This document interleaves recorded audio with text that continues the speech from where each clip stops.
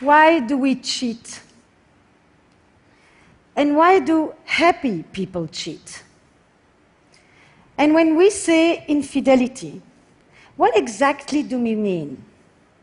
Is it a hookup, a love story, paid sex, a chat room, a massage with happy endings?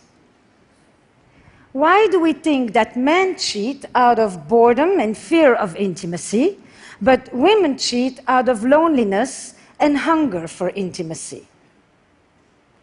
And is an affair always the end of a relationship? For the past 10 years, I have traveled the globe and worked extensively with hundreds of couples who have been shattered by infidelity. There is one simple act of transgression that can rob a couple from their relationship, their happiness, and their very identity, an affair. And yet, this extremely common act is so poorly understood. So this talk is for anyone who has ever loved. Adultery has existed since marriage was invented, and so too the taboo against it. In fact, infidelity has a tenacity that marriage can only envy, so much so that this is the only commandment that is repeated twice in the Bible. Once for doing it, and once just for thinking about it. So how do we reconcile what is universally forbidden, yet universally practiced? Now, throughout history, men practically had a license to cheat, with little consequence, and supported by a host of biological and evolutionary theories that justified their need to roam. So the double standard is as old as adultery itself. But who knows what's really going on under the sheets there, right? Because when it comes to sex, the pressure for men is to boast and to exaggerate. But the pressure for women is to hide, minimize, and deny. Which isn't surprising when you consider that there are still 9 countries where women can be killed for straying. Now, monogamy used to be one person for life. Today, monogamy is one person at a time.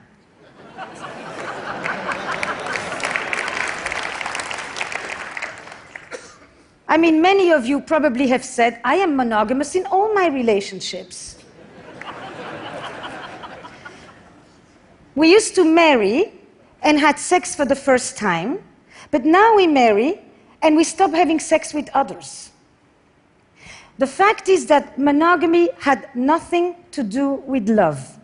Men relied on women's fidelity in order to know whose children these are and who gets the cows when I die.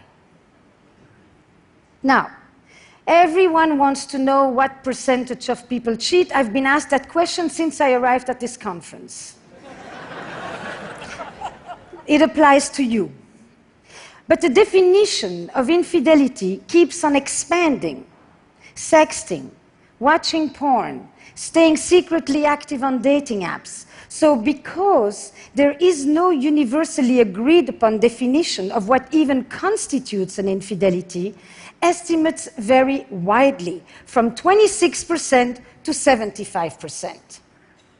But on top of it, we are walking contradictions. So 95% of us will say that it is terribly wrong for our partner to lie about having an affair, but just about the same amount of us will say that that's exactly what we would do if we were having one. Now, I like this definition of an affair. It brings together the 3 key elements. A secretive relationship, which is the core structure of an affair, an emotional connection to one degree or another, and a sexual alchemy.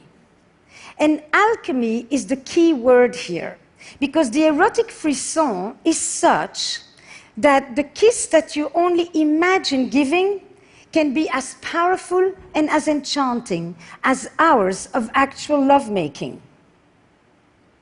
As Marcel Proust said, it's our imagination that is responsible for love, not the other person. So it's never been easier to cheat, and it's never been more difficult to keep a secret. And never has infidelity exacted such a psychological toll. When marriage was an economic enterprise, infidelity threatened our economic security. But now that marriage is a romantic arrangement, infidelity threatens our emotional security. Ironically, we used to turn to adultery. That was the space where we sought pure love. But now that we seek love in marriage, adultery destroys it. Now, there are 3 ways that I think infidelity hurts differently today. We have a romantic ideal in which we turn to one person to fulfill an endless list of needs, to be my greatest lover, my best friend, the best parent, my trusted confidant, my emotional companion, my intellectual equal. And I am it. I'm chosen, I'm unique, I'm indispensable, I'm irreplaceable, I'm the one. And infidelity tells me I'm not. It is the ultimate betrayal. Infidelity shatters the grand ambition of love. But if throughout history, infidelity has always been painful, today it is often traumatic because it threatens our sense of self. So my patient Fernando, he's plagued. He goes on, I thought I knew my life. I thought I knew who you were, who we were as a couple, who I was. Now I question everything. Infidelity, a violation of trust, a crisis of identity. Can I ever trust you again, he asks. Can I ever trust anyone again?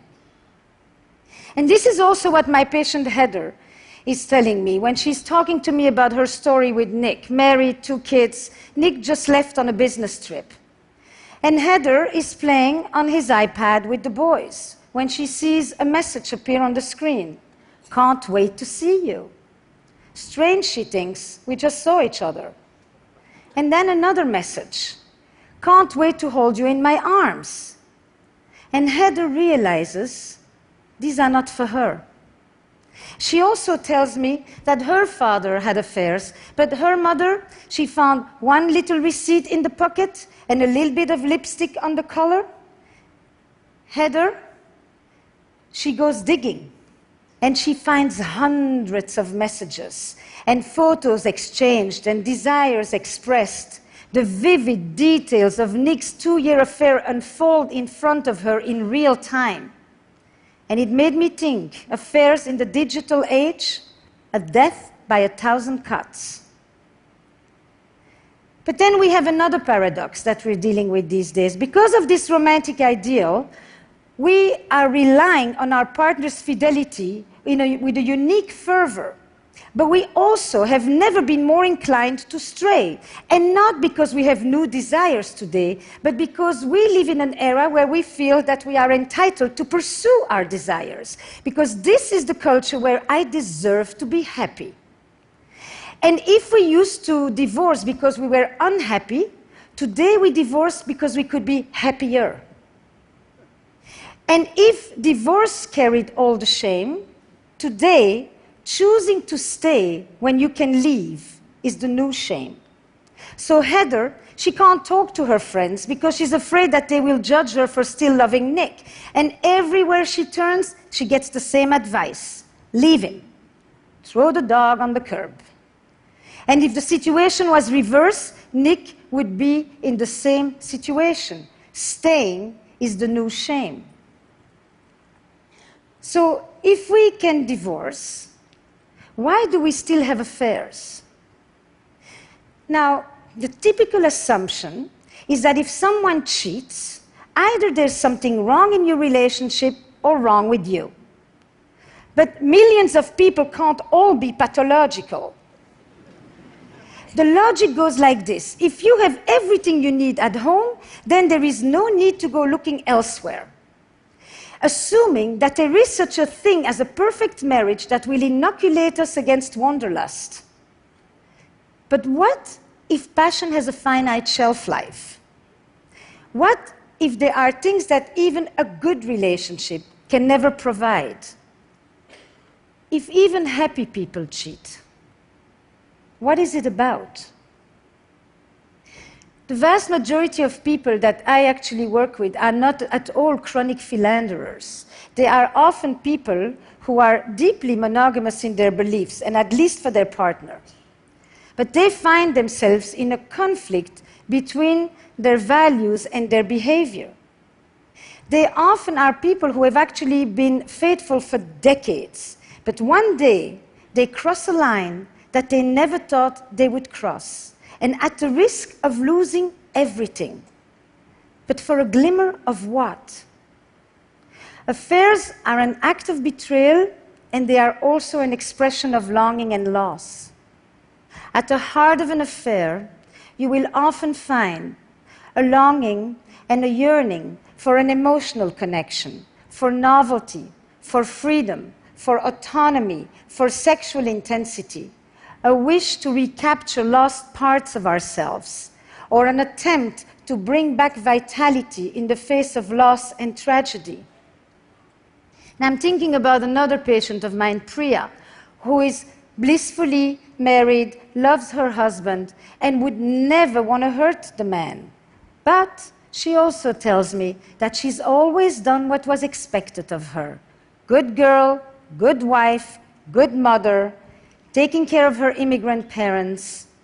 Priya, she fell for the arborist who removed the tree from her yard after Hurricane Sandy.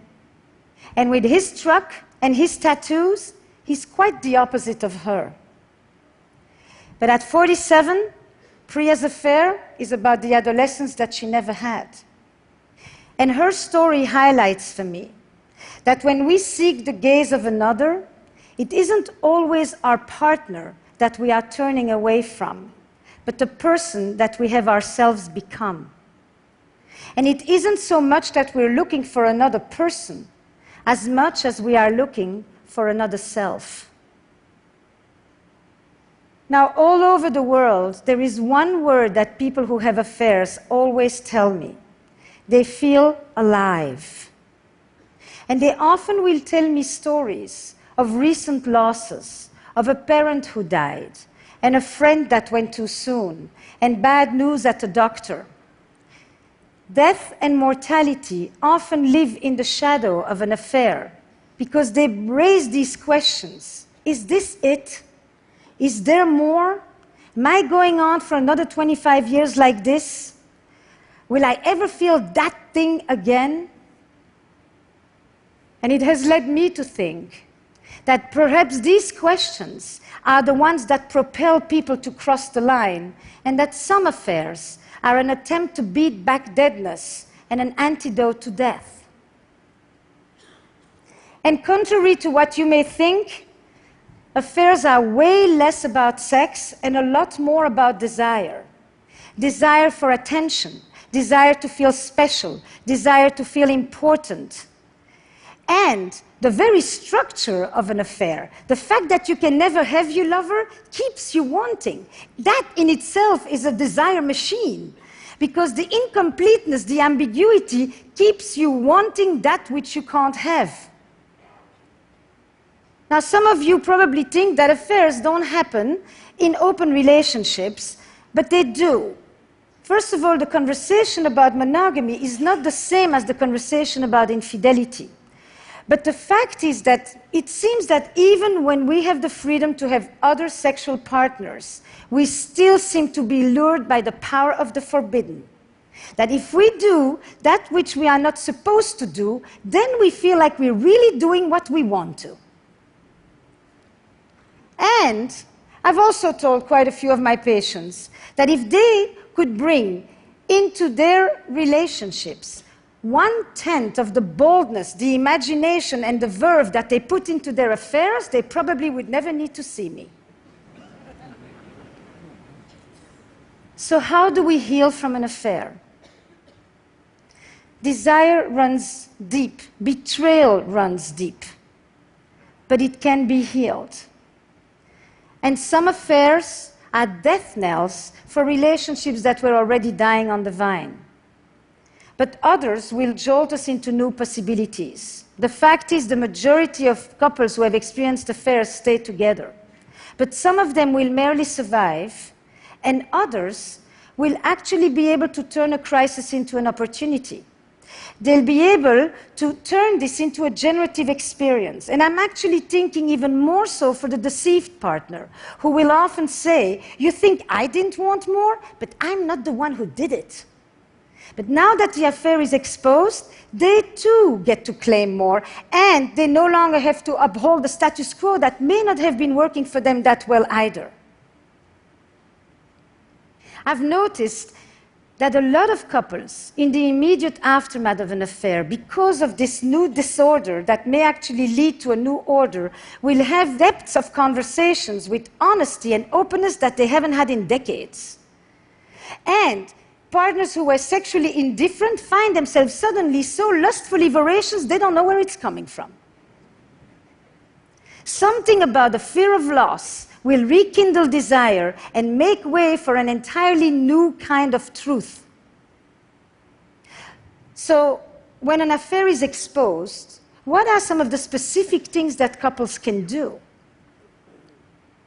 We know from trauma that healing begins when the perpetrator acknowledges their wrongdoing. So, for the partner who had the affair, for Nick, one thing is to end the affair, but the other is the essential, important act of expressing guilt and remorse for hurting his wife. But the truth is that I have noticed that quite a lot of people who have affairs may feel terribly guilty for hurting their partner, but they don't feel guilty for the experience of the affair itself. And that distinction is important. And Nick, he needs to hold vigil for the relationship. He needs to become, for a while, the protector of the boundaries. It's his responsibility to bring it up. Because if he thinks about it, he can relieve Heather from the obsession and from having to make sure that the affair isn't forgotten. And that in itself begins to restore trust. But Heather, or deceived partners, it is essential to do things that bring back a sense of self-worth, to surround oneself with love and with friends and activities that give back joy and meaning and identity. But even more important is to curb the curiosity to mine for the sordid details. Where were you? Where did you do it? How often? Is she better than me in bed? Questions that only inflict more pain and keep you awake at night. And instead, switch to what I call the investigative questions. The ones that mine the meaning and the motives. What did this affair mean for you? What were you able to express or experience there that you could no longer do with me? What was it like for you when you came home? What is it about us that you value? Are you pleased this is over? Every affair will redefine a relationship, and every couple will determine what the legacy of the affair will be. But affairs are here to stay, and they're not going away. And the dilemmas of love and desire, they don't yield just simple answers of black and white and good and bad and victim and perpetrator. Betrayal in a relationship comes in many forms. There are many ways that we betray our partner, with contempt, with neglect, with indifference, with violence. Sexual betrayal is only one way to hurt a partner. In other words, the victim of an affair is not always the victim of the marriage. Now, you've listened to me, and I know what you're thinking. She has a French accent. She must be pro-affair.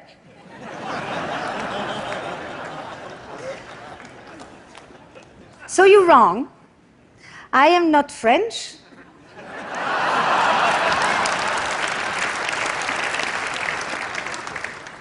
And I'm not pro-affair. But because I think that good can come out of an affair, I have often been asked this very strange question: would I ever recommend it? Now, I would no more recommend you to have an affair than I would recommend you to have cancer. And yet we know that people who have been ill often talk about how their illness has yielded them a new perspective. The main question that I've been asked since I arrived at this conference when I say I do a talk about infidelity is for or against? I said yes.